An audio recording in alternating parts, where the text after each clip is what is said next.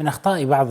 المصلحين أنه يكثر في التعنيف، يكثر في العقوبة، وأحيانا يستخدم كثيرا العقوبة في الإصلاح، وهذه لعلها من الأخطاء الشائعة، وإن كان هذا هو من الأساليب الموجودة واستخدمها النبي صلى الله عليه وسلم واستخدمها صحابته، لكن كل شيء في وقته وكل شيء في محله. هذا ما حصل مع سيدنا حذيفة بن اليمان رضي الله عنه وأرضاه حينما كان في المدائن فاستسقى، طلب الماء،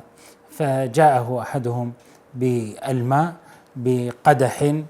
من فضة وقدمه لحذيفة بن اليمان رضي الله عنه، فحينما أخذه حذيفة رمى هذا القدح في وجه ذلك الرجل،